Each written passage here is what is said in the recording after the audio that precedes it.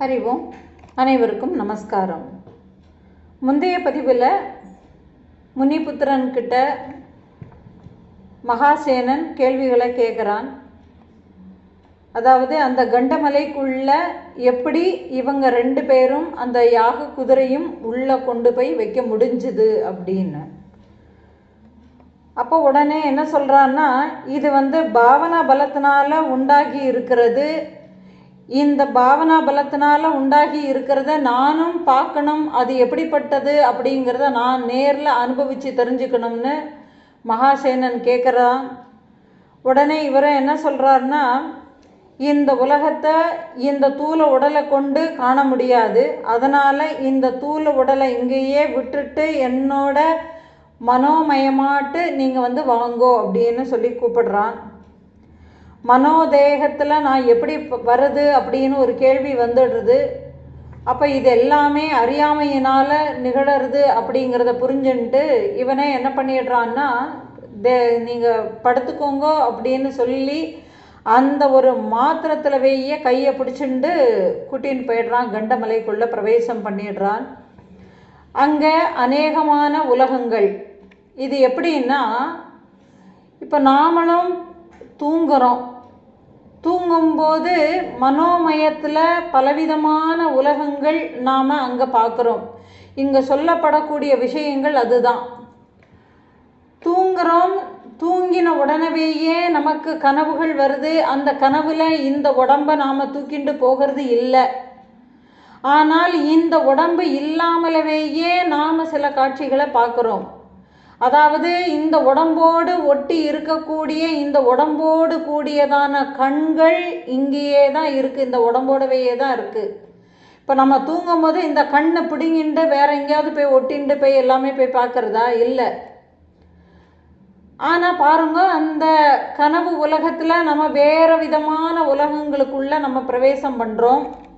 பலவிதமான காட்சிகளை நாம் அங்கே அனுபவிக்கிறோம் இல்லையா? அப்போது இங்கே இந்த நிகழ்வு தான் இங்கே பேசப்படுறது. இதை நீங்கள் நல்ல தெளிவாட்டு புரிஞ்சுண்டா இந்த கண்டமலை தரிசனத்தினுடைய போக்கு நல்ல தெளிவாட்டு புரியும். இப்போ இதுதான் இங்கே எது பிரயாணம் பண்ணுறது, உடம்பை விட்டுட்டு இங்கே மனம் மட்டும்தான் போகிறது. அப்போ இங்கே இந்த மனோமயத்தோட உள்ள போகிறவனுக்கு அங்கே பலவிதமான காட்சிகளை எப்படி இந்த நிஜ உலகத்தில் இவங்க என்னெல்லாம் பார்த்தானோ பார்த்த அந்த விஷயங்களை எல்லாமே அங்கே பார்க்குறான். அங்கே எப்படி பார்க்குறான்னா, எல்லாமே அந்த முனிபுத்திர நாட்டு இருக்கிறத பார்க்குறான். இப்படி எல்லாமே அப்படி இருக்கிறத பார்த்து மலைச்சு போய் பிரமிச்சு நின்றுருக்கக்கூடிய நாழிகைக்குள்ளவையே இவன் சொல்லிடுறான், இவ்வளோ இந்த கொஞ்ச நேரம் நம்ம இங்கே உள்ளே வந்தோமே, இதுவே அங்கே பல வருடங்கள் போயிடுச்சு.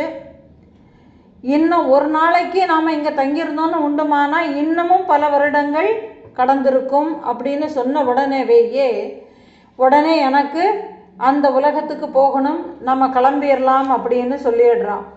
ஏன்னா ராஜனுக்கு பயம் வந்து போயிடுச்சு. இப்போ நாம் எல்லாத்தையுமே இது வரைக்கும் தெரியலை. இந்த பிரமிப்பில் மயங்கி நின்றவனுக்கு நாம் போகணுங்கக்கூடிய உணர்வு வந்த உடனேயே முனிபுத்திரன் ராஜனை அங்கேருந்து எழுப்பி தூக்கத்தில் தன்னுடைய இந்த ஒரு உடம்புக்குள்ள மனசை கொண்டு வந்து உடம்புக்குள்ள அந்த பிரக்ஞையின் மூலமாட்டு இவனை தூக்கத்திலிருந்து எழுந்திருக்கிற மாதிரி எழுந்திருந்து நிற்கிறான். இப்போ வெளி உலகத்தில் இருந்து,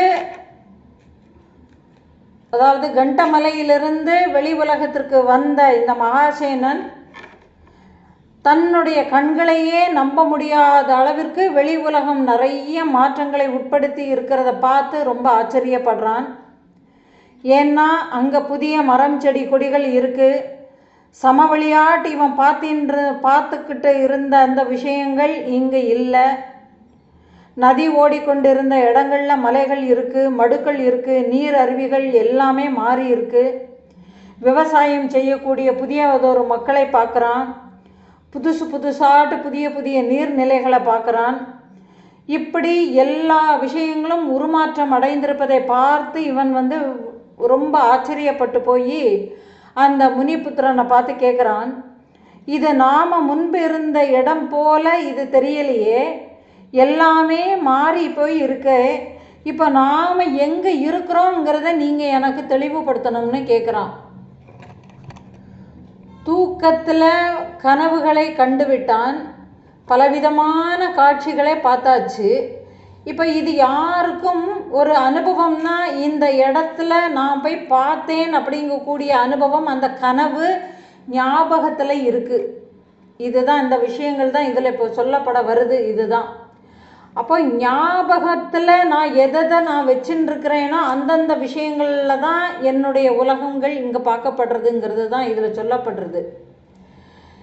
இப்போ கனவில் நம்ம எப்படி நிறைய விஷயங்களை பார்த்து தூங்கி எழுந்திருக்கும் பொழுது அந்த கனவுகள்லேருந்து நாம் விடுபட்டு முதல்ல நான் அப்படிங்கிறதோடு எழுந்திருந்து முதல்ல நாம் எங்கே படுத்திருக்கிறோங்கிறத நாம் முதல்ல சரி பார்த்துப்போம். ஏன்னா முதல்ல நாம் காட்டில் எங்கேயாவது ஓடின்னு இருந்திருப்போம், அல்லது அருவிகளில் குளிச்சுட்டு இருந்திருப்போம், அல்லது அந்த கனவுகளில் யாராவது நம்மளை துன்புறுத்துகிற மாதிரி இந்த மாதிரியான நிகழ்வுகள், முன்பின் முரணான பலவிதமான நிகழ்வுகள் நம்மை அழுத்தும் பொழுது விழிச்ச உடனேயே நமக்கு ஒரு ஆசுவாசம், என்ன நாம் இப்போ சேஃபாட்டு இருக்கிறோம். கனவில் பார்த்த நான் அங்கே உள்ள விஷயங்கள் கனவு அப்படிங்கிறது தெரிஞ்சதுனால நான் அதனால் பாதிக்கப்படவில்லை அப்படிங்கக்கூடிய ஒரு தெளிவு வந்துடுறது இல்லையா? ஆனால் இங்கே நினைவில் நாம் டே டு டே காரியங்களை நாம் செய்ய வேண்டியது இருக்குது. ஏன்னா கனவில் பார்த்த உலகம் வேறேங்கிறது நம்மளுக்கு தெரிஞ்சு போயிடுச்சுங்கிறதுனால அதில் மயங்கிறது இல்லை. அடுத்தது நினைவுலகத்தில் நாம் போயின்னு இருக்கிறோம். இப்போது கனவில் பார்த்த உலகம் வேறையாட்டு இருக்குது, இப்போ நினைவில் பார்க்கக்கூடிய உலகம் வேறையாட்டு இருக்குது. இதுதான் நீங்கள் விஷயங்கள். இப்போது இந்த முனிபுத்திரன் கிட்டக்க மகாசேனன் கேட்குறான், இது முன்னாடி நாம் இருந்த இடம் மாதிரி இல்லையே, இப்போ புதுசாட்டி இருக்கிறதே, இப்போது நாம் எங்கே இருக்கிறோன்னு கேட்குறான். இப்போ இதை உதாரணத்துக்கு எப்படி எடுத்துக்கலாம்னா, தன்னுடைய தேகம் இருக்கிறது வரைக்கும் நினைவுலகத்தில் ஒரு உலகத்தை நாம் அனுபவிச்சுட்டு இருக்கிறோம். 60 வயசு வரைக்கும் ஒரு தாத்தா சிதம்பரம் ஊரில் சிதம்பரம் நடராஜரை பார்த்து தரிசனம் பண்ணிகிட்டே வந்துட்டே இருந்திருக்கிறார். எத்தனை வருஷத்துக்கு முன்னாடியோ வச்சுக்குவோம். இப்போது 2000 வருஷத்துக்கு முன்னாடி சிதம்பரம் கோவிலில் போய் தரிசனம் பண்ணிட்டு வந்திருக்கிறார். அவர் தன்னுடைய தேகத்தை விட்டாச்சு. திருப்பியும் அதே ஊரில் வையே பிறக்கிறார். தேகத்தை அதே ஊரில் வையே எடுத்ததுக்கு அப்புறமா அந்த காலம் அந்த இடங்கள் எல்லாமே மாறுபட்டு தான் இருக்குது. இப்போது இதில் எப்படி கம்பேரிட்டிவிட்டின்னா, இதுக்கு 2000 வருடங்களுக்கு முன்னாடி அவர் இருந்த அதே இடம் 2000 வருடங்களுக்கு அப்புறமா அடுத்து ஒரு தேகத்தை எடுத்து அங்கே போய் பார்க்கும்போது அங்கே எல்லாமே மாறி இருக்குது. பல விதமான மொழிகளை பேசுகிறவங்க வந்துடுறாங்க, பலவிதமான பாவனைகளோடு இருக்கிறாங்க, பழக்க வழக்கங்கள் வேறையாட்டு இருக்குது. முன்பு பார்த்துருந்த பாதை இப்போ இல்லை. இப்போ கோவிலுக்கு உள்ளே போகணுன்னாலே ரொம்ப நெருக்கடி, முன்னாடி ஃப்ரீயாட்டு இருந்தது இல்லையா? இப்படி பலவிதமான மாறுபாடுகளை இப்போ ஒருத்தர் பார்த்து வியப்படைஞ்சு இப்போ 2000 வருடங்களுக்கு முன்னாடி இப்படியெல்லாம் இருந்தது அப்படிங்கக்கூடிய ஒரு அனுபவம் இல்லாமல் இங்கே இப்படியே பார்க்குறாருன்னு உண்டுமானா அது அப்படியே போயிடும். ஆனால் 2000 வருடங்களுக்கு முன்னாடி இந்த இடங்கள் இப்படி இப்படி இருந்ததுங்கக்கூடிய ஒரு உணர்வு பூர்வமான விஷயங்கள் அந்த இடத்துல இருக்கும்போது நமக்குள்ளவையே ஒரு கம்பேரிட்டிவிட்டி வந்துடும். இதுக்கு முன்னாடி இருந்த இடங்கள் அப்போ இப்படி இருந்தது, இப்போ இப்படி இருக்கே, இதுக்கு என்ன காரணம்?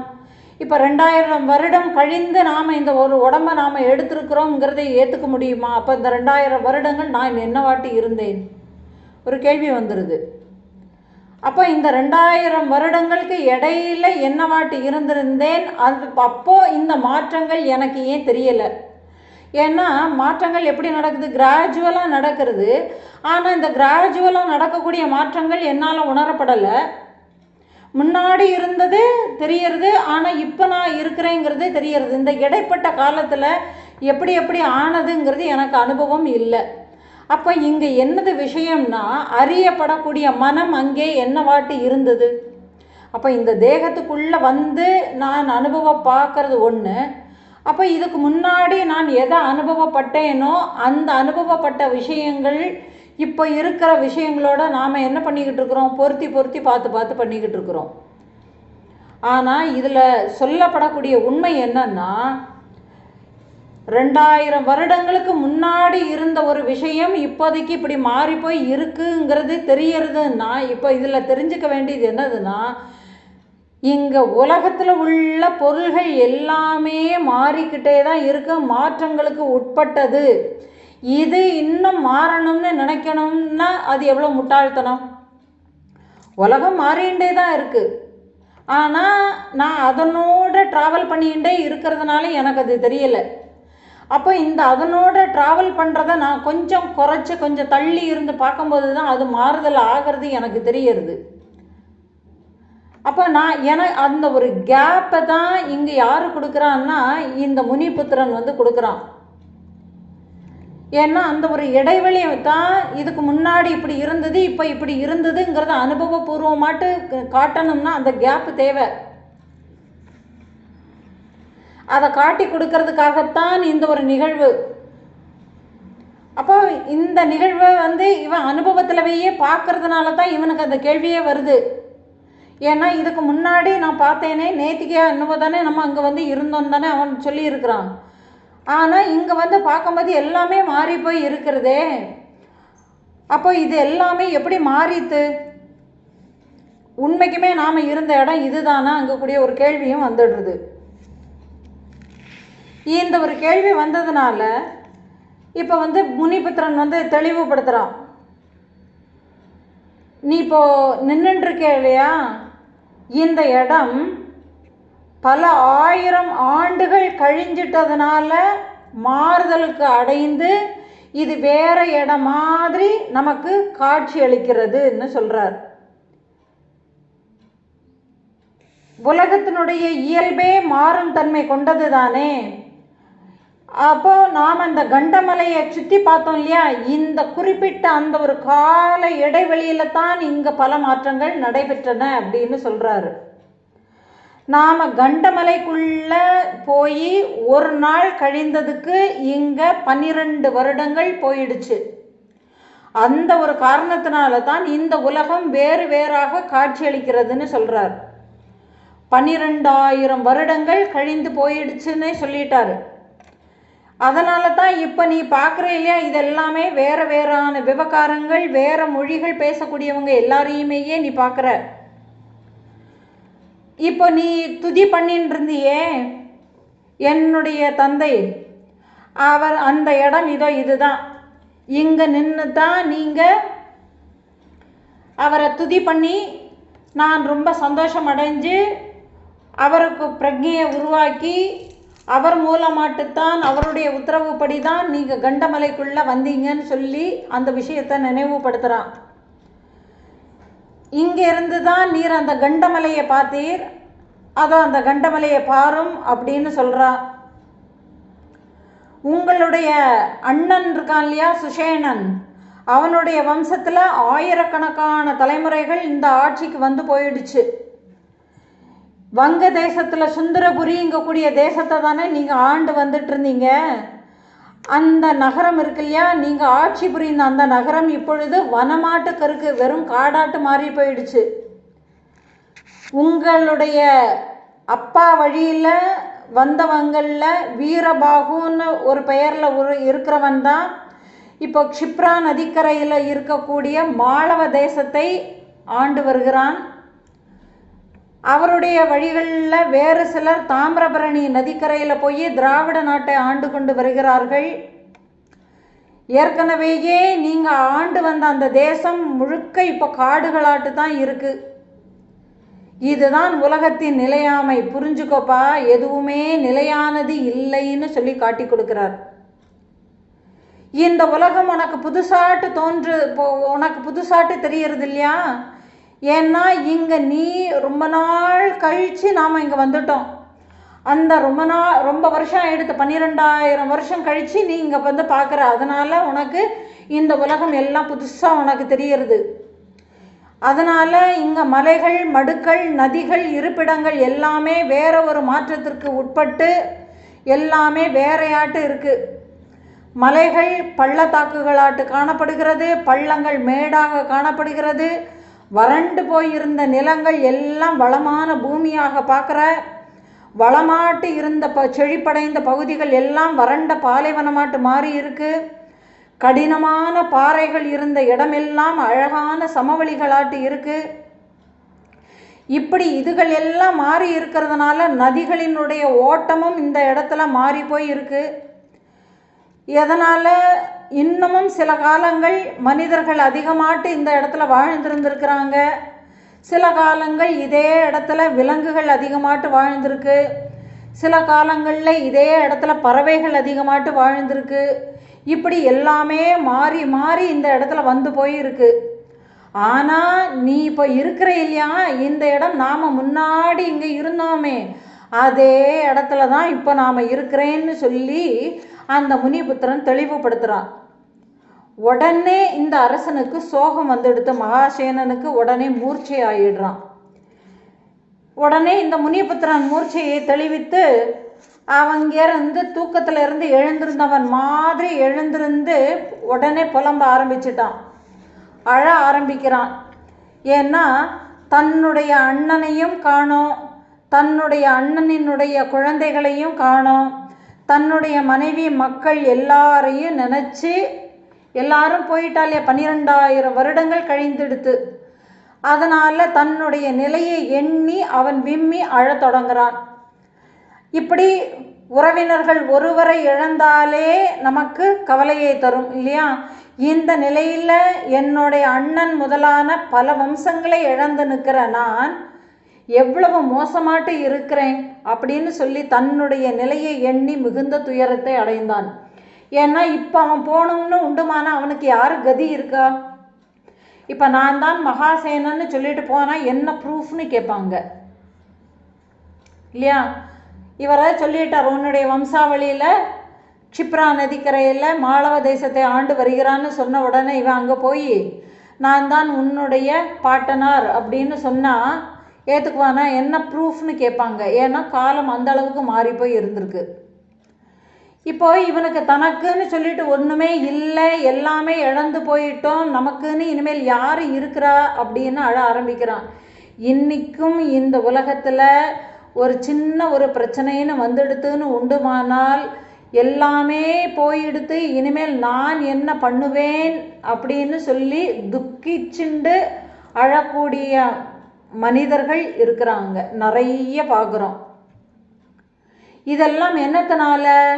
எல்லாருக்கும் மேலே நித்தியமாட்டு இவை எல்லாம் இருக்குங்கிற கூடிய அபிமானத்தினால. இந்த அபிமானத்துக்கு என்ன காரணம்? நான் தேகத்தை உடையவனாக இருக்கிறேன், என்னுடைய தேகத்தின் மேலே நான் வச்சிருக்கக்கூடிய அபிமானம் மற்ற தேகத்துக்கு மேலேயும் நான் வச்சிருக்கிறேன், அவ்வளவே தான். அப்போ இங்கே அபிமானம் தேகம் டு தேகம்தான், வேற ஒன்றும் இல்லை. இப்போ இதை இவரே தெளிவுபடுத்த போகிறார், இந்த முனிபுத்திரனே தெளிவுபடுத்த போகிறார். அப்போ இப்படி தன்னுடைய நிலையை எண்ணி துக்கத்தில் இருக்கக்கூடியவனை பார்த்து, அரசனே நீங்கள் ஏன் கவலைப்படுறீங்க? நீங்கள் உண்மைக்குமே ஒரு புத்திசாலி. ஏன்னா புத்திசாலிகள் எல்லாமே நடந்தவைகளை நினச்சி ஒரு நாள் கவலைப்படவே மாட்டார்கள். நீங்கள் சோகமாட்டு இருக்கிறீங்கன்னா அதுக்கு இப்பொழுது இழந்து போன இந்த ஒரு உறவு மட்டுமே காரணம். என்ன உறவு? தன்னுடைய அண்ணன், அண்ணனுடைய குழந்தைகள், தன்னுடைய மனைவி மக்கள், தேசம் எல்லாம் போச்சு. இப்போ இதெல்லாம் தான் உங்களுடைய உறவுகள் அப்படின்னு நினச்சிருந்தீங்கன்னா இந்த உறவுகள் போயிடுத்தேன்னு நீங்கள் அழறீங்களே. நீங்கள் உயிரோடு இருக்கும்போது உங்களுடைய தாத்தா பாட்டி எல்லாருமே, நீங்கள் இதே மாதிரி அரசவையில் இருந்திருக்கிறீங்க இல்லையா?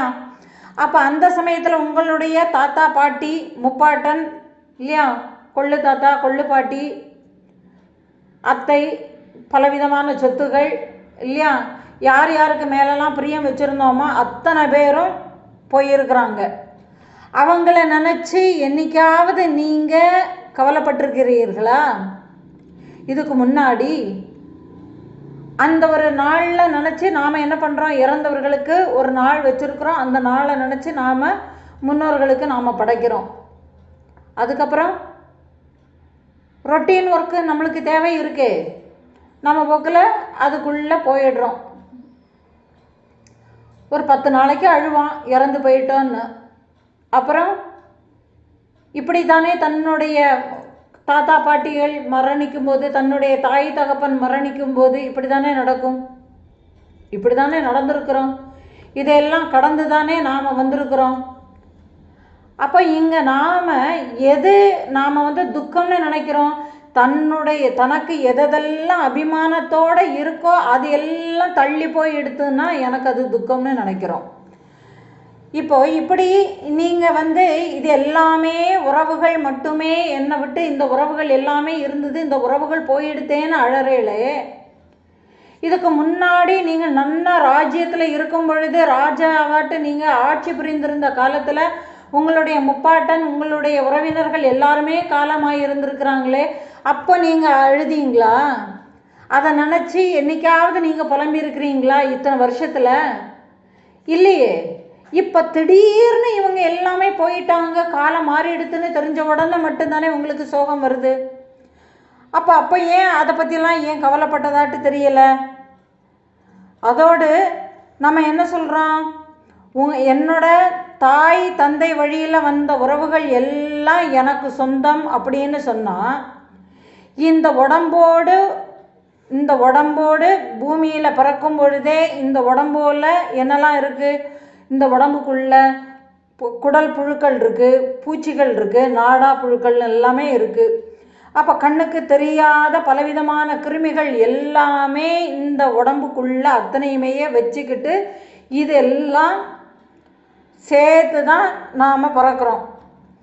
அப்போ நான் என்னைக்காவது இந்த விஷயங்களை என்னுடைய உடம்போடு ஒட்டி பிறந்த இவைகளெல்லாம் நினச்சி நான் என்னைக்காவது கவலைப்பட்டிருக்கிறேளா?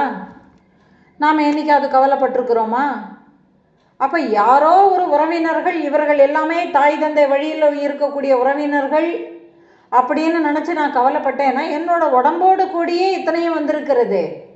அப்போ இதை நினச்சி நான் என்னைக்கு துக்கப்பட்டிருக்கிறேன்? இப்போ உண்மைக்குமையே யோசிச்சு பாருங்க ராஜனே, நீங்கள் யாருன்னு பாருங்க. நீங்கள் இழந்ததாட்டு சொல்லப்படுறீங்களே உங்களுடைய உற்றார உறவினர்கள்னு, இவங்க எல்லாம் யாருன்னு பாருங்க. இப்போ நீங்கள் இந்த உடம்பா அல்லது இந்த உடம்பிலிருந்து வேறான ஒருத்தரான்னு பாருங்க. ஏன்னா நீங்கள் இந்த உடம்புன்னு எடுத்துக்கிட்டீங்கன்னா இந்த உடம்போடு கூட இருக்கக்கூடிய இந்த மூத்திரம், மலம், சளி, முடி, நகம்னு சொல்லி இது எல்லாம் எப்போதும் நம்மளுக்கு நாசம் அடைஞ்சிட்டே தான் வருது. அப்போ இது எல்லாமே இந்த உடம்போடு சேர்ந்து இருந்தவைகள் தான். அப்போ இந்த இவைகள் ஏன்னா நகம் வளர்ந்ததுன்னா வெட்டி போட்டுறோம், முடி டிஸ்டர்பன்ஸாகவே இருக்குது, சளி ரொம்ப நல்லா இருக்குது என்னோட உடம்போடவையே இருக்குன்னு சொல்லிட்டு சளியை நாம் போற்றி பாதுகாக்கிறோமா? மலமூத்திரங்கள் எல்லாமே வெளியில் போகலைன்னு உண்டுமானா பெரிய அவஸ்தையாகிடுறது. உண்மைதானே? அப்போ இது எல்லாமே நாசமாட்டு உங்களுக்கு போகிறதே, இதெல்லாம் உங்களுக்கு பெருசாக தெரியலையா? அப்போது உங்களுக்கு உங்களோட உடம்புக்கு வேறாக இருக்கக்கூடிய உறவுகளை மட்டும் எப்படி உங்களுடைய சொந்தம்னு எப்படி சொல்ல முடியும்? அப்படி அந்த சொந்த பந்தங்கள் உடம்பு எடுத்து வந்தபோது அவர்களினுடைய உடல் இந்த மண்ணிலிருந்து வந்த ஒரு உணவை உண்டு வளர்ந்து வந்தது போலவேயே இல்லையா, உடம்பை உண்டு அது தேகம் வளர்றது. அது யார்கிட்ட கேட்டு வளர்றது? நான் குழந்தையாட்டே இருந்தால் எனக்கு நன்னா தான் இருந்தது, எல்லாருமே தூக்கி வச்சு கொஞ்சின்னு இருப்பா. ஏன்னா அழுதா போதும் அவளே கொண்டு வந்து சாப்பாடை ஊட்டி விட்டுருவா, கையால் எடுத்து சாப்பிடணுங்கக்கூடிய கஷ்டம் கூட இல்லை. அந்த குழந்தைத்தனமான உணர்வுகளில் யாரையும் பிரித்து பார்க்கக்கூடிய பேதம் இல்லை. என்னை அடித்தவங்க கிட்டக்கவையே அவங்க திருப்பி என்னை கொஞ்சி பேசினா நானே சிரிச்சிடுறேன். எவ்வளோ ஒரு அழகான ஒரு காலம் அது. ஆனால் இந்த ஒரு உடம்பு யாரை கேட்டு வளர்ந்தது? என்னை கேட்டு வளர்ந்துதா? நான் இத்தனை வயசில் தான் நான் வளரணும் அப்படின்னு இங்கே ஏதாவது ஒரு கணக்கு போட்டு நம்ம வளரணுங்கிறத வச்சுக்க முடியுமா என்ன? முடியாது. அப்போது இங்கே சாப்பாடை சாப்பிட்டு அது வளர்ந்து தானாகவேயே வளர்ந்து அதுவே வந்தது போலவேயே திரும்ப அது மண்ணுக்கே உணவாட்டு போயிடுச்சு. ஆனால் அவர்கள் மண்ணினால் ஆன இந்த உடலை இழந்துட்டாலும் அவர்களினுடைய உடம்பை இயக்கிய இறைவனுடைய அம்சமாட்டு இருக்கக்கூடிய அந்த ஒரு சேதனம் எப்போதும் எங்கும் நீக்கமர நிறைஞ்சு தானே இருக்கு. அந்த வகையில் பார்க்க போனால் நீர் இந்த உடல் இல்லையே. அப்போ நீர் யாருன்னு கேட்டீர்னா நீர் இந்த ஆகாயம் போன்ற அழிவே இல்லாத ஆத்மா. அந்த ஆத்மாவைத்தான் நீங்கள் இந்த உடலாட்டு பாவிச்சுக்கிறீங்க, அபிமானம் வச்சுக்கிறீங்க. இந்த ஆத்மாவைத்தான் இந்த ஒரு உடம்புன்னு எடுத்துக்கிறதுனால தான் இந்த உடம்பை நினச்சி இந்த உடம்பினுடைய அழிவை நினச்சி நீங்கள் வருத்தப்படுறீங்க. ஏன்னா இங்கே ஒற்றார் உறவினர்னு சொல்லிட்டு எல்லாருமே என்ன பேர், அது எல்லாமே ஒரு உடம்பு தான். அந்த ஒரு உடம்புக்கு தான் நீங்கள் சொந்தம்னு சொல்லி கொண்டாடிக்கிட்டு இருக்கிறீங்க. அந்த ஒரு உடம்பு போனதை நினச்சி தான் வருத்தப்பட்டுக்கிட்டு இருக்கிறீங்க. அது போனால் என்ன, போகட்டுமே அப்படின்னு சொல்கிறார். இங்கே என்னோட ட்ரெஸ்ஸுன்னு ஒன்று சொல்கிறோம் இல்லையா, இப்படி என்னுடைய ட்ரெஸ்ஸு எப்படி என்னிலிருந்து வேறாக இருக்குது. அப்போது அதை நான் எப்படி பார்க்குறேன், என்னுடையதுங்கக்கூடிய பாவனையில் தான் பார்க்குறேனே தவிர அந்த ட்ரெஸ்ஸு நான் அப்படின்னு சொல்கிறேன்னா, ட்ரெஸ்ஸு கிழிஞ்சு போயிடுச்சு நான் கிழிஞ்சிட்டேன்னு சொல்கிறேன்னா சொல்கிறது இல்லையே. என்னுடைய ட்ரெஸ்ஸு கிழிஞ்சு போயிடுச்சுன்னு சொல்கிறேன். அப்போ என்ன ஆகிறது, அப்போது இந்த ட்ரெஸ்ஸு என்னிலிருந்து வேறாக இருக்கிறதுனால நான் அது என்ன பாவனை பண்ணிக்கிறேன், என்னுடையதுன்னு பாவனை பண்ணிக்கிறேன். அப்போ இங்கே முக்கியம் என்னதுன்னா அந்த பாவனை தான் இங்கே முக்கியம். என்னுடையது இங்கே கூடிய ஒரு பாவனையில் தான் சொல்கிறேனே தவிர அதை நான் அப்படின்னு சொல்கிறதில்ல. அதே மாதிரி தான் இந்த உடம்பு உங்கள்கிட்ட இருந்து வேறையாட்டு இருக்கிறதுனால தான் அதை நான் என்ன சொல்கிறேன், என்னுடைய கை, என்னுடைய கால், என்னுடைய கண்ணு, என்னுடைய மூக்கு, என்னுடைய வயிறு, என்னுடைய உணவு, என்னுடைய மூச்சு எல்லாம் சொல்கிறேன்ல. இப்படி எல்லாத்தையும் பிரித்து பிரித்து பார்க்குறேன். எப்படி இங்கே என்னுடையதுங்கிறது எல்லாமே எனக்கு வேறையாட்டு இருக்கிறதுனால தான் நான் அப்படி சொல்கிறேன். இதை எனக்கு நல்லாவேயே புரியுது தானே. என்னிலிருந்து வேறாக இருக்கிறதத்தான் என்னுடையதுன்னு சொல்கிறேன். இப்போ என்னுடைய கையை நான் இந்த கை நான் வலிக்கிறேன்னு சொல்ல முடியுமா? சொல்ல மாட்டோம். நான் வலிக்கிறேன்னு என்னைக்கு எதை சொல்கிறோம், எனக்கு தலை வலிக்கிறதுன்னு சொல்கிறோம். அப்போ இந்த தலை வேறையாட்டு இருக்கிறதுனால இந்த தலை வலிக்கிறத நான் எப்படி பாவனை பண்ணிக்கிறேன், எனக்குன்னு பாவனை பண்ணிக்கிறேன். இதுதான் வித்தியாசம். எனக்கு கை வலிக்கிறது, இந்த கை என்னுடைய கை, இந்த கை வலிக்கிறதுனால இது என்ன பாவனை, இது நானாட்ட பாவனை பண்ணிக்கிறேன். நீங்கள் அப்போ இங்கே எல்லாமே பாவனையினால தான் நடக்கிறது. இப்படி நீங்கள் பிரித்து வச்சு பார்த்துட்டீங்க இல்லையா. இப்போ பாருங்கள், இப்போ நீங்கள் சொல்ல முடியுமா, நீர் இந்த ஒரு உடம்பா, பிராணனா, மனமா, கையா, காலா, எது உங்களுடைய சொரூபம் இப்படின்னு ராஜாவை பார்த்து இந்த முனிகுமாரன் இத்தனை கேள்விகளை கேட்டான். ஏற்கனவேயே இங்கே எல்லாரும் போயிட்டாலே இங்கே கூடிய ஒரு துக்கத்தில் இருந்தான் இந்த அரசன். இப்படி இந்த ஒரு கேள்விகள்னால ரொம்பவே சந்தேகம் போயிடுச்சு. ஏன்னா இப்போ தான் உண்மையான சந்தேகம் என்ன, நான் யாருன்னு எந்த விதத்துலையுமே எனக்கு தெரியலை. ஏன்னா என்னுடைய சுபாவத்தினுடைய காரணமாட்டுத்தான் நான் கவலைப்படுறேனே தவிர அதனுடைய காரணம், உண்மையான காரணம் எனக்கு புலப்படவே இல்லை. அதனால் நான் உங்களை சரணடைஞ்சிட்டேன்ப்பா, ஏன்னா எனக்கு தெரியலையே. பொதுவாக நாம் என்ன பண்ணுறோம், உறவுகளில் யார் இழந்து போனாலும் கவலைப்படுறது ஒரு இயல்பு. இதுக்கு காரணம் அவர்கள் ஆத்மாவை அறிந்தவர்கள் இல்லை. அப்போ தனக்கு வேண்டிய உறவுகளை தவிர்த்து மற்றவர்களை கண்டு நான் துக்கப்படுறேன்னா, இப்போது எனக்கு என்னுடைய அம்மா, என்னுடைய அப்பா, என்னுடைய மாமன், என்னுடைய நண்பன், என்னுடைய நண்பி, என்னுடைய குழந்தை, என்னுடைய சொத்து இதெல்லாம் நாசமாயிடுதுன்னா, அல்லது இதுக்கெல்லாம் ஒரு அழிவு வந்ததுன்னு வரும்போது அதை என்னால் ஏற்றுக்க முடியறதில்ல.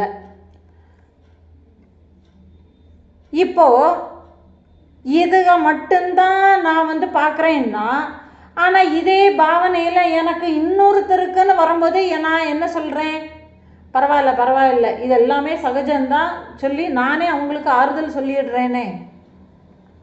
ஒரு டெத்து வீட்டுக்கு போனால் இதெல்லாம் நல்லா பார்க்க முடியும். வேலையில் கூட வேலை பார்க்குறவனுடைய தகப்பன் இறந்து போயிட்டார்னு வச்சுக்குவோம். துஷ்டி கேட்குறதுக்குன்னு சொல்லிட்டு போக வேண்டியது.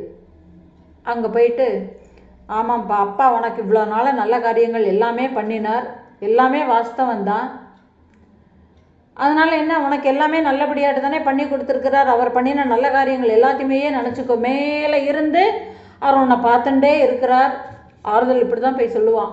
அதனால் நீ எதுக்குமே கவலைப்படாதே, இனிமேல் உனக்கு எல்லா காரியத்தையும் உங்கள் அப்பாவே சரி பண்ணி கொடுப்பாருன்னு சொல்லிட்டு ஆறுதல் சொல்லிட்டு வருவான். அதனால் துக்கப்பட்டுட்டே இருக்காதே, இதெல்லாம் நினச்சி அழுதுன்னு இருக்கக்கூடாது. உடம்புன்னு வந்ததுன்னா, உடம்பு எடுத்துட்டோம் இல்லையா, பிறப்புன்னு ஒன்று வந்ததுன்னா இறப்புன்னு ஒன்று வந்து தான் தீரும்னு அங்கே தத்துவம் பேசுவான். இங்கே தன்னுடைய தகப்பனார் போயிட்டார்னு வரும்போது தான் தெரியும். என்னுடைய அப்பா போயிட்டாரேன்னு சொல்லிட்டு உட்காந்துருந்து அதை 1 மாதத்துக்கு கொண்டாடின்னு இருப்பான். இன்றைக்கி நிறைய பேரை நானே பார்க்குறேன். எப்படி ஃபோட்டோ எடுத்து வச்சுக்கிட்டு, அப்பா நீ போயிட்டியே, அப்பா நீ இருந்தானாக்கா நான் தானே ஊட்டி கொடுப்பேன்னு சொல்லிட்டு அப்பாவுக்கு ஊட்டி கொடுக்கறது, இந்த ஃபோட்டோவில் அப்படி ஒரு பாவனையை பண்ணிட்டு உட்காந்துருக்கிறது நினச்சி பாருங்க.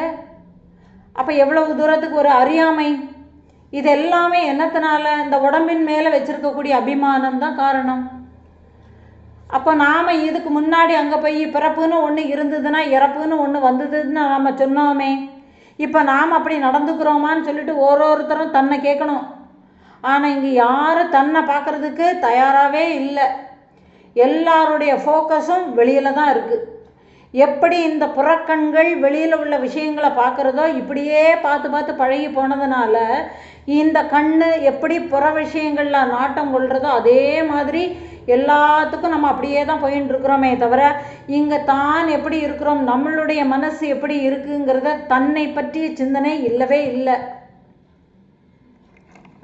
அதை உத்தேசிச்சே தான் இந்த மகாசேனன் அந்த முனிபுத்திரன்கிட்டக்க இந்த கேள்விகளை கேட்குறான். ஏன்னா தனக்கு வேண்டிய உறவுகளை தவிர்த்து வேறாக உள்ள மற்றவர்களை கண்டு கவலைப்படுவது நாம் இல்லையே வழக்கத்தில். அதனால் இதுக்கு காரணம் என்னன்னு நீங்களே தான் எனக்கு தெளிவுபடுத்தி சொல்லணும்னு சொல்லிடுறான். இப்போ சொன்ன உடனேயே முனிபுத்திரன் விளக்க ஆரம்பிக்கிறான். இந்த மகாசக்தியினுடைய திரிபுரையினுடைய மாயையினால்தான் மக்கள் அனைவரும் மோகமடைந்து அறியாமையினாலேயே எல்லோரும் எப்பொழுதுமேயே கவலைப்பட்டு கொண்டு இருப்பதாக இருக்கிறார்கள். ஆத்ம தத்துவத்தை அறிந்து கொள்ளாத வரையில் அவர்களிடத்தில் அறியாமையும் சோகமும் எப்போதுமே இருக்கும்னு சொல்லிடுறார். இப்போ கனவுல பார்க்கக்கூடியவன் கனவுல வரக்கூடிய துயரங்களை நினைத்து அதை உண்மைன்னு நம்பி கவலைப்படுறான். இப்போ கனவு முடிஞ்சு தூக்கத்திலேருந்து கலைஞ்சதுக்கு அப்புறமா கட்டிலில் நாம் படுத்திருக்கிறோங்கிறத பார்த்த உடனேயே அவனுக்கு நாம் இவ்வளவு நேரமாக கவலைப்பட்டது எல்லாமே ஒரு வீண் அப்படின்னு நினச்சி அவன் தெளிவுபடுத்திக்கிறான். அதே மாதிரி ஒரு மாயாஜால வித்தைக்காரன் மாயையினால் உருவாக்கின ஒரு பாம்பை பார்த்து பயப்படுறவன் அது ஒரு வித்தை தான் அப்படின்னு தெரிஞ்சுக்கும் பொழுது அந்த பயத்தில் இருந்து விடுபடுறான் இல்லையா. இப்போ பார்த்தீங்கன்னா இந்த 2 நிலைகள்லையுமேயே கவலைப்பட்டு பயந்தவன் அதை உண்மை நிலை தெரிஞ்சதுக்கு அப்புறமா அதில் இருந்து வெளிப்பட்டு இயல்பாக இன்பத்தோடு இருக்கிறான். அதே மாதிரி தான் ஆத்மாவை அறிந்து கொண்டவன் இது மாயையின் விளையாட்டுங்கிறத தெரிஞ்சு அவன் ஒரு நாளுமே வருத்தப்படுவதே இல்லை ராஜகுமாரான்னு சொல்றான். அப்ப அதனால இங்க தெரிஞ்சுக்க வேண்டியது என்னது தெரியுமா? ஆத்ம தத்துவத்தை உணர்ந்து மாயையை கடந்து ஆத்மானுபவத்தில் எப்போதுமே நிலைத்தழைத்து அந்த மோகத்தினால் வரும் சோகத்தை நீங்கள் ஒழித்து விடுங்கள் அப்படின்னு சொல்லி கொடுக்கிறார். இப்படி சொன்ன மாத்திரத்திலவேயே புரிஞ்சிட்டாதான் பிரச்சனையே இல்லையே. இப்போ குருநாதர் கிட்டக்க போய் நான் ரொம்ப துக்கமாக இருக்கிறேன், இந்த துக்கத்திலிருந்து சம்சார துக்கத்தில் இருந்து எனக்கு மோட்ச கதியை எனக்கு காட்டி கொடுங்கள்னு கேட்குறோம். அல்லது இந்த சம்சார துக்கத்தில் இருந்து விடுபடுவதற்கு என்ன வழின்னு கேட்குறோம். குருநாதர்கிட்ட தான் சரணடைகிறோம், குருநாதர்கிட்டக்க போய் தான் வழியை கேட்குறோம். அவர் சொல்கிறார், ஏப்பா நீ இன்னார்னு சொல்லின்றெல்லாம் சொல்லின்னு இருக்கிறியா, அதெல்லாம் ஒன்றுமே இல்லைப்பா. நீ யார் தெரியுமா? தூய இறைவன்பா நீ அப்படின்னு சொல்லி கொடுத்துட்டார்னு வச்சுப்போம். ஏற்றுக்க முடியுமா? அந்த தூய பரம்பொருள் தான்ப்பா நீ. நீ இங்கே யாருக்கிட்டக்க போய் காப்பாற்றுன்னு சொல்லி கேட்டுன்னு இருக்கிறியே, இங்கே ஒன்றை காப்பாற்றுறதுன்னா யாரு காப்பாற்றுனீங்க? நீயே தான் எல்லாமே மாட்டிருக்கிறியே இப்படின்னு சொல்லி நீ துக்கம்னு சொல்கிறியே, இங்கே துக்கம்னு ஒன்றுமே இல்லையே அப்படின்னு சொல்லிட்டார்னு வச்சுக்குவோம். ஆமாம், குருநாதர் சொல்லிட்டார், இங்கே எனக்கு துக்கமே இல்லைன்னு சொல்லிட்டு நம்ம உடனே ஏற்றுக்கிறோமா? ஏற்றுக்க முடியறதில்ல இல்லையா? ஏன்? இங்கே அனுபவம் தான் பிரச்சனை. அப்போ நாம் அனுபவம் ஆகிறது வரைக்கும் இந்த பிரச்சனைகள் இருக்கும். அப்போ அனுபவம் ஆகிறதுக்கு என்ன வழி? சந்தேகங்களை போக்கிக்கிறது தான் வழி. அனுபவங்களுக்கு தடையாட்டு இருக்கிறது சந்தேகங்கள். இப்போ மெழுகுவர்த்தி சுடும்னு சொன்னால் அதில் சந்தேகம், இப்படி வச்சா சுடுமா, அப்படி வச்சா சுடுமா, இப்படி வச்சா இருக்குமா, அப்படி வச்சா இருக்குமான்னு சொல்லிட்டு பலவிதமான கேள்விகள் இருக்கும். கையை பிடிச்சி எடுத்து நெருப்புக்குள்ளே கொண்டு போய் விட்டு சுட்டுதான்னு கேட்டால் என்ன சொல்லுவான்? சுட்டுது. அது எப்படி இருந்ததுன்னு கேட்டால் சுட்டுதுன்னு தான் சொல்லுவான். அது எப்படி இருந்ததுன்னு எப்படி சொல்ல முடியும்? அதே மாதிரி தான் இப்படியான விஷயங்களை சொன்ன உடனேயே இவருக்கு மகாசேனன் என்ன பண்ணுறான்னா, பகவானே நீங்கள் சொல்லக்கூடியது எதுவுமே எனக்கு ஏற்புடையதாட்டே இல்லை. ஏன்னா இதை நான் ஒரு விபரீத சிந்தனையாட்டே தான் பார்க்குறேன். இந்த விபரீத சிந்தனைனா என்ன அர்த்தம்னா, எப்போ இந்த உடம்பு எடுத்தோங்கிறது நமக்கே தெரியாது. ஏன்னா இந்த ஒரு ஜென்மால இப்போ இருக்கக்கூடிய இந்த ஒரு உடம்பு தான் எனக்கு தெரியறது. ஆதி காலத்திலேருந்தே நான் என்னென்ன வாட்டி இருந்தேனோ தெரியாது. அப்போ இதுக்கு ஆதியிலேருந்து எனக்கு ஒரு உடம்பு கிடச்சிது இல்லையா, அந்த கிடச்ச தேகத்திலேருந்தே நான் என்ன பிடிச்சி வச்சுன்னு இருக்கிறேன்? இந்த உடம்பு தான் நான் சொல்லி ஒரு அபிமானத்தை வச்சுன்னு இருக்கிறேன். இந்த உடம்பு தான் நான் அப்படின்னே சொல்லி பலவிதமான பிறவிகளாட்டு நான் பழக்கப்படுத்திட்டு வந்தாச்சு. அப்போ எப்படி நான் இந்த தேகத்தோடவேயே பழகி பழகி இந்த தேகம்தான் நான் பழகி வந்தது என்னாகி போயிருது?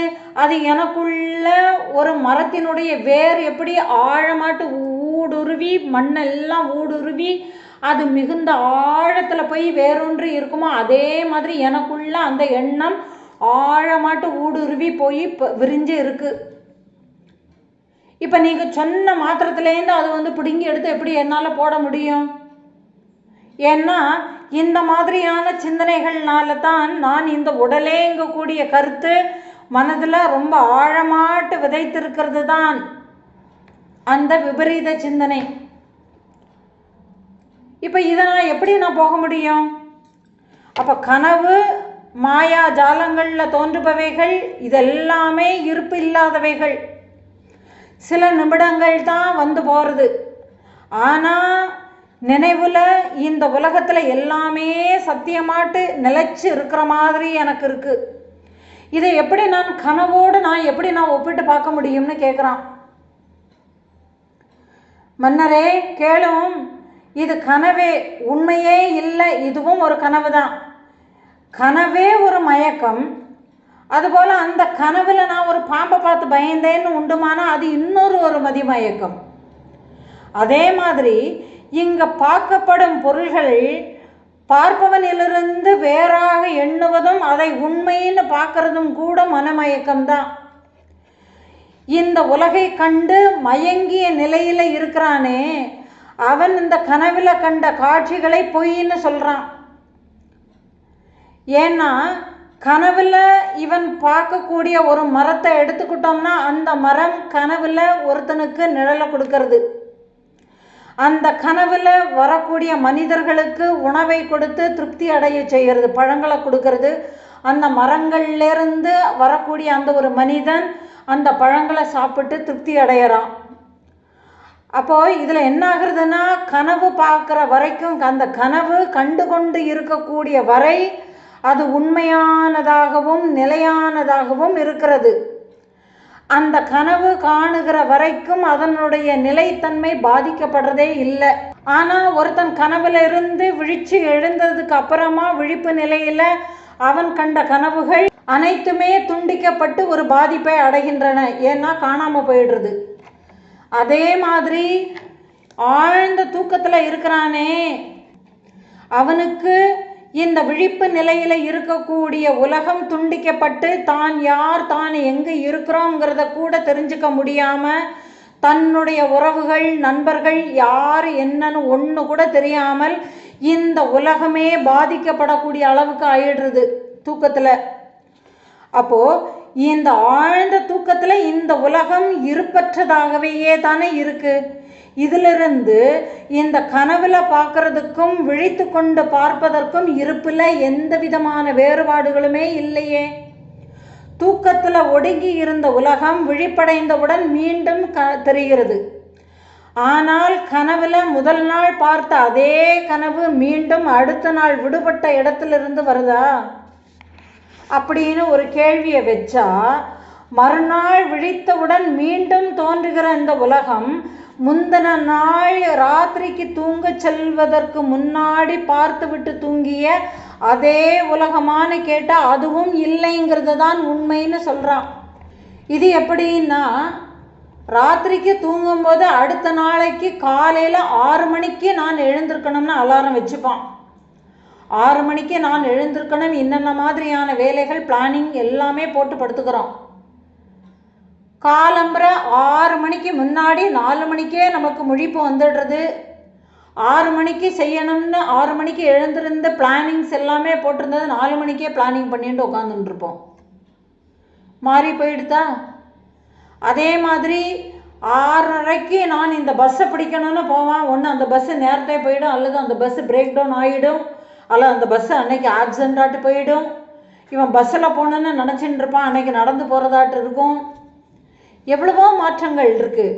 அப்போது இந்த உலகம் நொடிக்கு நொடி மாறிக்கிட்டே தான் இருக்குது. பார்க்கக்கூடிய இந்த மரம் செடி கொடி நீர் நதி எல்லாமே மாறிக்கிட்டு தான் இருக்குது. எப்படின்னா, ஒரு தண்ணி நீர்நிலையில் இந்த தண்ணியில் நாம் மூழ்கும் பொழுது இருந்த தண்ணி நாம் முங்கி எந்திருக்கும் பொழுது அந்த தண்ணி இருக்கிறது இல்லை. அப்போ முன்னது கடந்து பின்னது புதிதாக வந்த நீராட்டு தான் இருக்குது. அதே மாதிரி தான் மலைகளும் கடல்களும் கணத்திற்கு கணம் மாறிக்கிட்டே தான் இருக்குது. அடுத்த நொடிக்கு தொடர்ச்சியாக உள்ளது இதுன்னு சொல்லக்கூடிய நிலையில் எந்த பொருளுமே கனவிலேயோ நினைவிலேயோ இங்கே உண்மையிலேயே இல்லையே. அதனால் மன்னா, நீ உன்னுடைய புத்தியினால் தீரமாக விசாரித்து பாரு.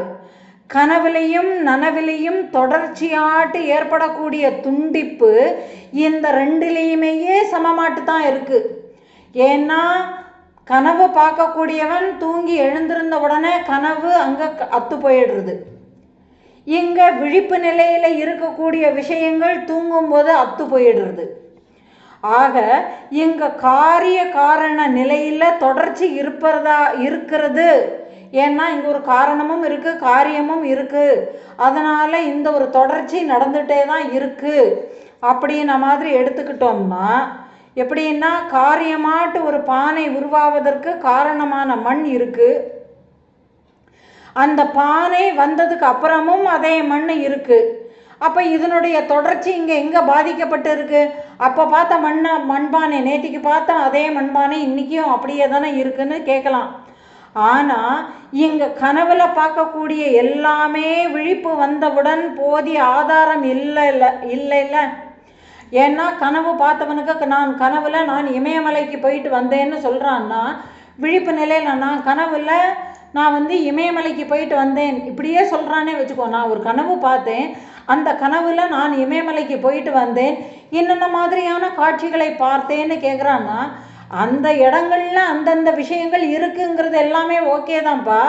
ஆனால் நீ போய் அனுபவப்பட்டேன்னு சொன்னியா, அதுக்கு என்ன ப்ரூஃப்? எதில் போன? ஃப்ளைட்டில் போனியா? நடந்து போனியா? பஸ்ஸில் போனியா? அப்போ இங்கேருந்து எப்படி போன? அதுக்கு விசாலாம் கிடையாதா? அப்போ அதுக்கு எப்படி போன? எப்படி ஏறின? உனக்கு உடம்புக்கு ஒன்றுமே பண்ணலையா? எத்தனை விஷயங்கள் இருக்குது இல்லையா?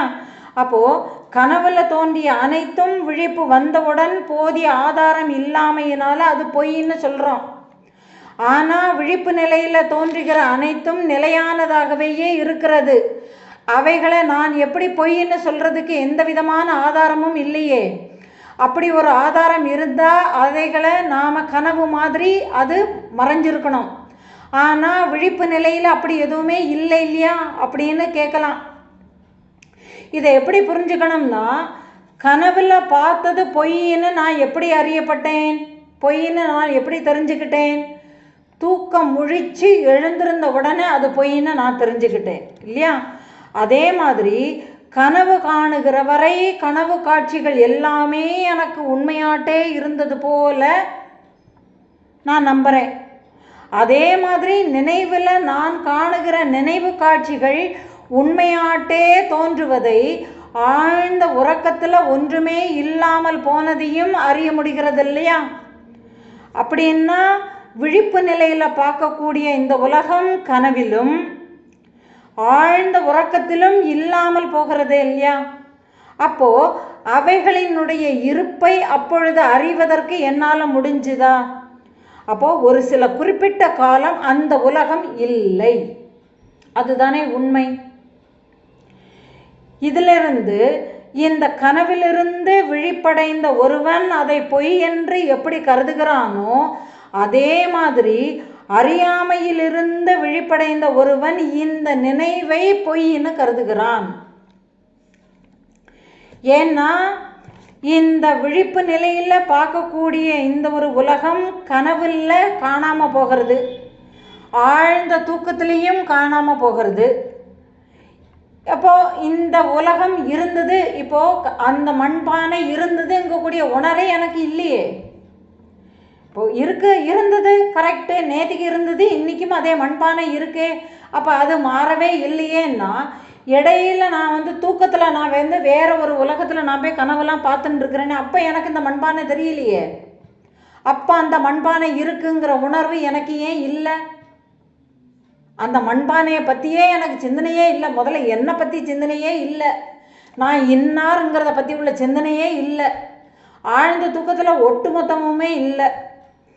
அப்போது இந்த குறிப்பிட்ட காலத்தில் எந்த விதமான இருப்பை அதாவது இந்த உலகம் இருக்குங்கிறதுக்குண்டான இருப்பை அறிஞ்சிக்கிறதுக்கு என்னால் முடியலை இல்லையா?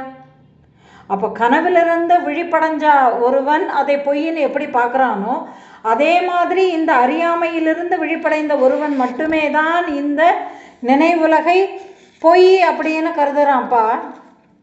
எப்படி விழிப்பு நிலையில் உணரப்பட்டதோ அவ்வாறே கனவுலேயும் ஒரு விஷயங்கள் உணரப்பட்டது. அப்போ கனவு இருக்கிற வரை உண்மைன்னு கருதுகிற மாதிரி நினைவு இருக்கிற வரை உண்மைன்னு கருத முடிகிறது, சரிதானே?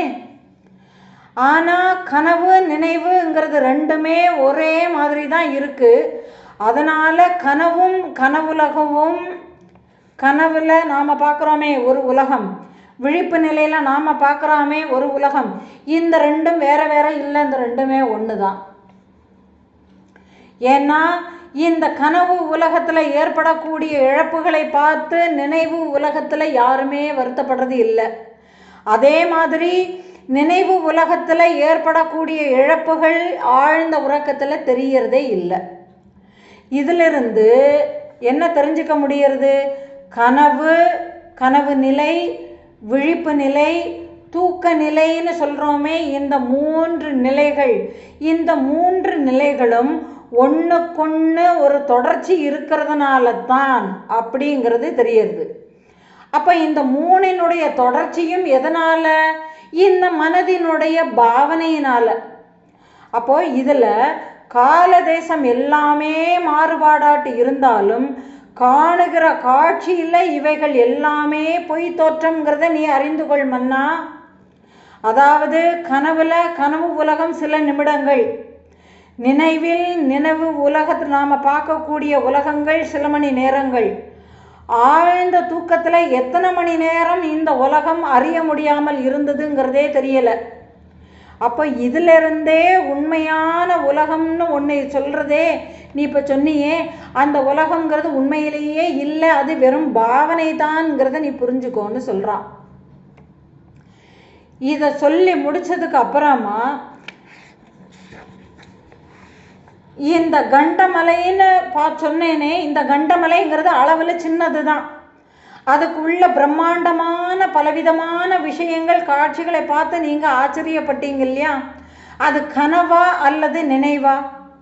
அங்கு ஒரு நாள்னு சொல்கிறது இங்கே 12,000 வருடங்கள் போயிடுச்சு. அப்படி பார்க்குறதுல இருந்தே பாருங்க, காலமும் நேரமும் காணுகிற காட்சியில் பொய் அப்படிங்கிறது உங்களால் தெரிஞ்சுக்கலையா?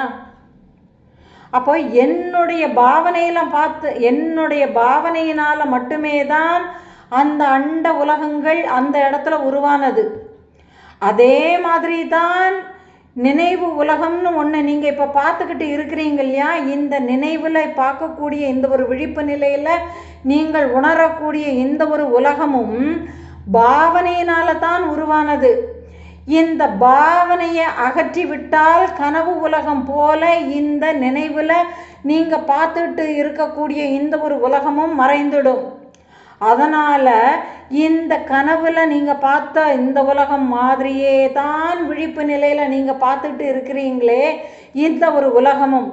இதனால் நீங்கள் கவலையை விட்டு விடுங்கள்னு சொல்லிடுறான். உடனே ராஜாவே கேட்குறான், இதை நான் எப்படி கனவு போல் நான் விட்டுற முடியும்? நீ இப்போ கனவு மாதிரி நீங்கள் இதை விட்டுருன்னு சொல்லிட்டே, நான் எப்படி நான் விட முடியும்? உடனே முனிவன் சொல்கிற, இந்த பிரதிபிம்பிக்கக்கூடிய இந்த ஒரு பிம்பத்துக்கு ஆதாரமாட்டு இந்த கண்ணாடி இருக்கிற மாதிரி தான் இந்த கனவு நினைவுங்கக்கூடிய உலகத்துக்கு ஆதாரமாட்டு ஆத்மான்னு இருக்குது.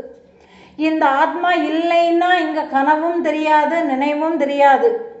இப்போ கண்ணாடியை பார்த்தா அங்கே கண்ணாடியில் தெரியக்கூடிய அந்த பிம்பம் தெரியறது இல்லை. அது எப்படி பொய்ன்னு தெரிஞ்சுக்கிறானோ அதே மாதிரி இந்த ஒரு ஆத்மாவை அறிந்து கொண்டவன் இந்த உலகத்தை பொய்ன்னு பார்க்குறான். இப்படி இந்த உலகத்தினுடைய நிலையாமையையும் இல்லாமையையும் அறிந்து கொண்டு இந்த பொய்யான உலகத்தில் பொய்யான உறவுகளுக்காக பொய்யான அரசன், பொய்யான நான், பொய்யான தேக அபிமானங்கள், இந்த பொய்யான சுகதுக்கங்களை எல்லாமே புரிஞ்சுக்கிட்டு இருக்கக்கூடிய உண்மையான ஆத்மாவே தான் அனைத்திற்கும் ஆதாரமாட்டு இருக்கிறதுங்கிறத நீர் அறிஞ்சுக்கணும். இப்படி அறிஞ்சிக்கிட்டா உங்களுக்கு துக்கமே இல்லை.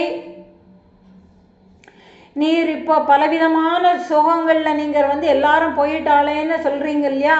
இதிலிருந்து விடுபடுவதற்கு உண்மையான வழியே இதுதான். ஏன்னா அங்கே அது அப்படி ஒருத்தர் அங்கே இல்லவே இல்லை, அதுதான் உண்மைன்னு சொல்லி அறிவுரைகளை கூறி அந்த ராஜாவை மகாசேனன் அல்ல, நீர் ஆத்மாவே அப்படிங்கிறத புரிய வைக்கிறான்.